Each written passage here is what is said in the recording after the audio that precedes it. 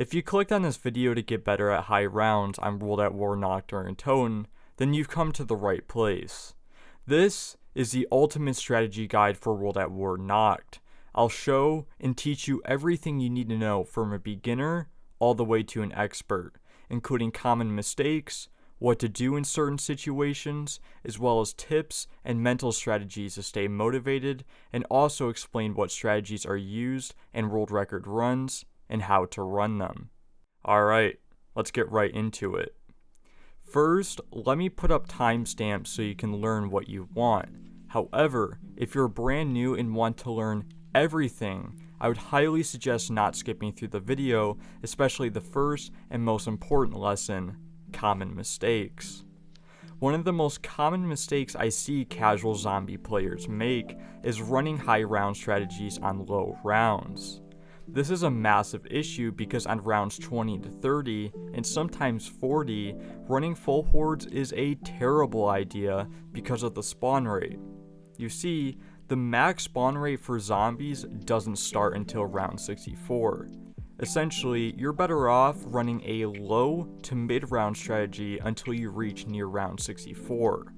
One of the best ways to combat this issue is get small hordes of zombies, to be more specific, about 4 to 8 zombies, and kill them with your ray gun or whatever weapon you're using. Not only does this make the round safer, but allows you to play faster, which is crucial when going for record attempts. Another common mistake I've noticed is players will create their own versions of high round strategies so it's easier on them. This sounds good on paper, but unless the strategy is faster and safer than the main one players use, you're actually making the learning experience much more difficult on yourself. The reason why is because you're taking shortcuts and easier routes for yourself. The truth with this is zombies isn't easy to learn, especially in World at War. It's important to stick with the main strategies even if they are difficult so you can learn, practice, and get better at the map. Lastly, this isn't necessarily a common mistake, but more based around motivation. Zombies can be very unmotivating to play, especially due to how repetitive it can be to play. My best advice is to practice for maybe 1 to 2 weeks and set a round goal for yourself after you've learned the strategies. Then try and reach to that round. If it turns out you didn't enjoy it, that's fine. At least you gave it a try and attempted to reach a goal you set for yourself. Anyway, let's get onto the setup for the map. When you spawn into the map, I'd highly suggest buying the Kar 98K for the first round. This will allow you to quickly finish the round and also get the points needed to buy the carbine. If it turns out you can't afford the carbine after round 1, just kill however many zombies you need to get the points required to buy it. Once you buy the carbine, use it while staying in the first room up until round 5, then buy the 2 couches on the map, run into the mystery box room, and then buy the Thompson. This will be the main weapon you'll use while you hit the mystery box and get the ray gun and flamethrower. If it turns out you don't get the weapons before round 20, I'd suggest restarting, especially if you're new to the game. However, if you do happen to get them before round 20, finish a round you're currently on, then run to the first room and stay near the help door. This area in the first room is where you're going to train and kill the zombies with your ray gun for the first 30 to 40 rounds. Unfortunately, there isn't a specific way to train the zombies in the early rounds when you have a ray gun. However, I will show some footage on how you use a ray gun in the first room for early to mid rounds. Also, if you absolutely need to, don't be afraid to do full hordes if you're low on ammo. And if you just so happen to run out of ammo, switch to your flamethrower. Trust me when I say this, it's going to be faster if you do that. Anyway, once you make it to round 40, it's recommended to start doing full hordes, which I'll show on screen. The reason for this is because the ray gun simply won't be useful if you're using only 10 shots on the zombie. So, to play faster, getting a full horde and using 10 shots on 24 zombies will be much more efficient.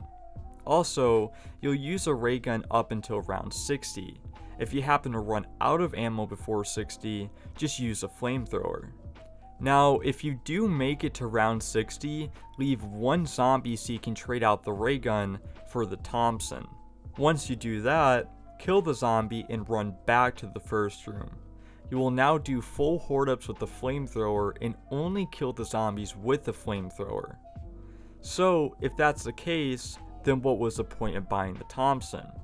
Well, the Thompson is very useful for insta-kill drops and rounds. In fact, this will be the main weapon you'll use for insta-kill rounds. But until then, your main objective is to survive up until round 163, also known as insta-kill rounds. In order to do that, you need to learn the horde up, which I'll show on screen. Now, there isn't a specific way of doing the horde up for this strategy because of spawn RNG from the zombies, but the one you're watching right now is more than likely the one you'll use.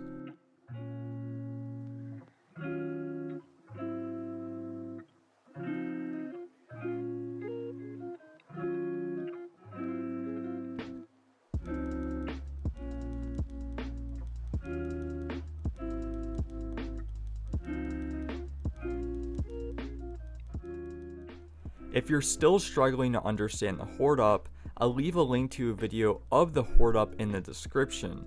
If you're still struggling after that, my best advice is to study harder and look at the video. I say this because I can make a guide, but I can't necessarily make you a better player. One of my biggest tips for new and casual players is to study the strategies and learn from your mistakes. The way your run ends is going to be different from everyone else, so it's important to look at your own gameplay and figure out how you could avoid the situation and learn from it. Also, like I said, high rounding and speedrunning in general takes practice, time, and patience. If you get upset, you get upset, but that doesn't mean you should quit instantly, because if you do, you won't achieve the goal you want. Nonetheless, now that you know the main strategy, let's go in depth with the world record strategy as well as reset. But first, let me talk about reset. The way a reset works is due to objects and sounds. The less objects and sounds you have on the map, the longer the reset will be. This is the case with Nacht Der Untoten thanks to its explosive barrels. Essentially, you can explode all of the barrels on the map, which removes about 30 entities. That means your reset will be extended from roughly 145 hours up to 167 hours just from exploding the barrels. Also, if you're on a PC, make sure to set your corpse count to tiny. This allows a player to have only 3 corpses on the map, which also makes your reset roughly 2 hours longer compared to console. By doing this, your reset will be as optimized as it can be. However, this is fairly difficult to pull off with the world record strategy. I say this because the world record strategy only opens up one door. This door is a help door. The only problem with this is there's barrels outside of the map near the sniper cabinet that a player cannot reach unless they use grenades, but they require precise lineups. Thankfully, a player named Dupree who made the knocked one door strategy also made a lineup for all 3 barrels outside of the map.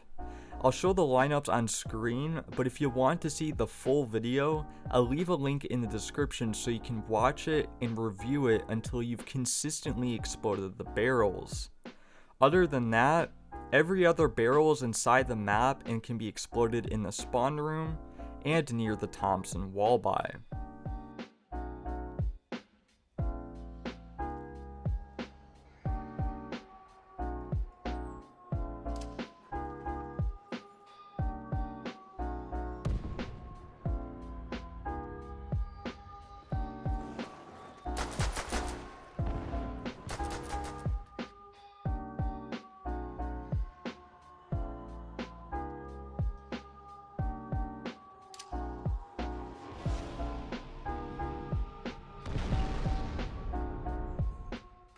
If it turns out you're still struggling to explode the barrels, That's fine.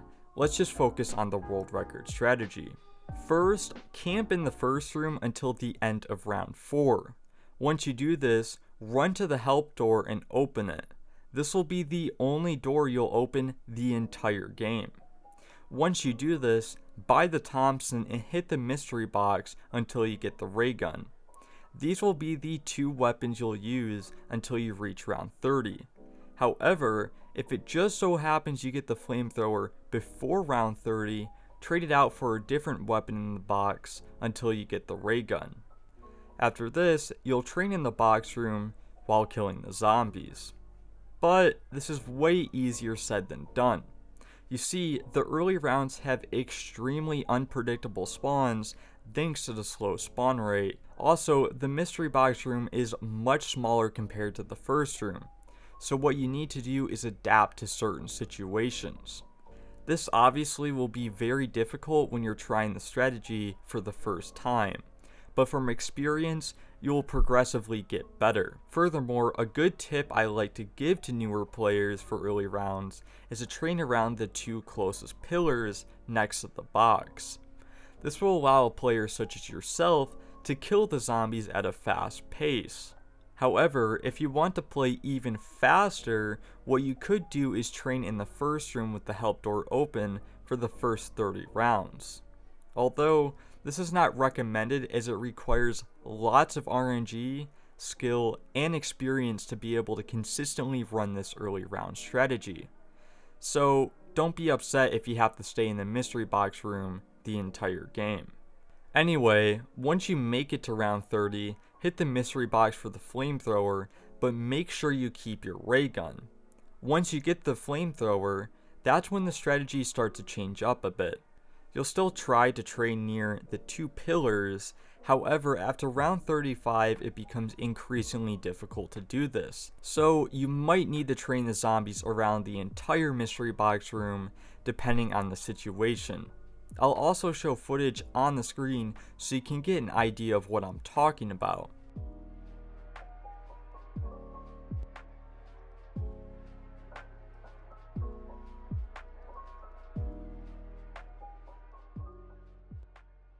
Now that you understand the early to mid round strategies, let's talk about the high round strategy used for record runs. First, make sure to stand at this window and make sure you're holding your flamethrower. Then, wait for the zombies to spawn and climb out of the window. Once they do that, start burst firing your flamethrower and walk towards a Thompson window and shoot 1 to 2 bursts of flamethrower at the zombies running towards the window. After you do that, pull out your Thompson and do a small cutback and run right in front of the nearest pillar to the mystery box. But make sure you're not running too close to the zombies, otherwise you will get trapped. If you do this successfully, switch to your flamethrower and burst fire the zombies while slowly walking backwards and sideways. Once you do this, switch back to your Thompson and run towards this window. Once you make it near the window, switch back to your flamethrower and burst fire onto the zombies and walk all the way back until you're near the Thompson. Then walk sideways and then run towards the nearest pillar to the mystery box. Once you do that, burst fire in the zombies and slowly walk backwards and sideways again. And after you do this, you'll walk all the way to one end of the mystery box room to the other while burst firing your flamethrower. This will be the strategy you'll use the entire game unless you're on insta-kill rounds. The insta-kill strategy is probably the most simple and easiest strategy to use on the map. All you do as a player is do nearly 1 full loop around the mystery box room so you have zombies, and then you will proceed to insta-kill the zombies with the Thompson. The reason for this is because drops such as nukes will be able to end the next round since you waited to kill the zombies before the nuke disappears. This is crucial for making the map faster, but also easier. Other than that, that's pretty much everything you need to know about the map.